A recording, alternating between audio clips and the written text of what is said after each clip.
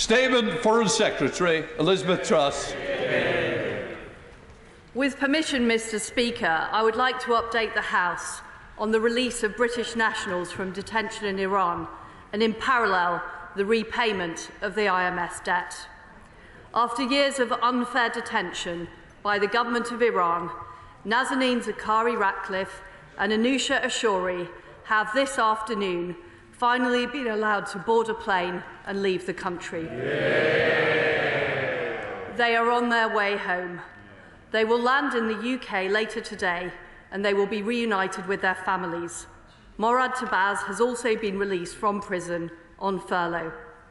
I know that the whole House and the whole country will rejoice at this news and will share in relief that their horrendous ordeal is over.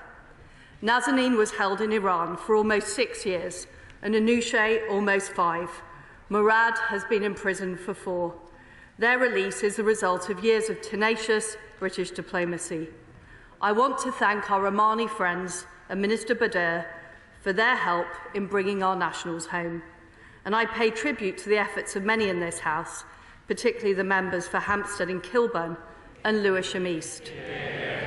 I pay tribute as well to my predecessors and my right honourable friend, the Prime Minister, who have all worked hard to resolve this issue.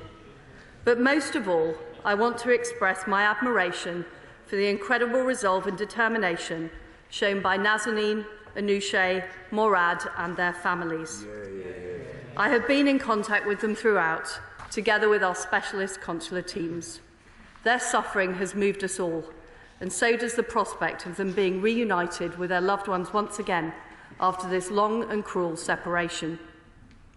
We secured the release and Morad's furlough through intense diplomatic and political engagement at every level, and we've stepped up these efforts over the last 6 months. On becoming Foreign Secretary in September, I made resolving the continued detention of British nationals and the IMS debt personal priorities. In my first week, I spoke to the families of the detainees and met my Iranian counterpart, Minister Abdollahian. This was the first in-person meeting of a UK and Iranian foreign minister for 3 years. We agreed to work together to resolve these 2 issues in parallel.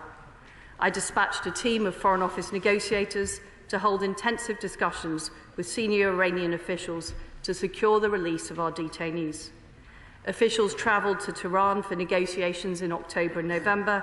A final round of negotiations took place in Muscat in February, resulting in this agreement. Our ambassador in Tehran, Simon Ratcliffe, has also been in constant talks with Iranian ministers and senior officials, and I spoke to Minister Abdollahian in October to progress the talks.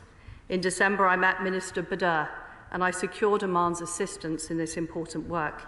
And in February, I held discussions with Minister Abdollahian again to drive the talks to a final conclusion. We will continue to push with partners to secure Morad's permanent release home, which is long overdue. And we will continue to support other British nationals in Iran who have asked for our help. We will work closely with our international partners to urge Iran to end its practice of unfair detention.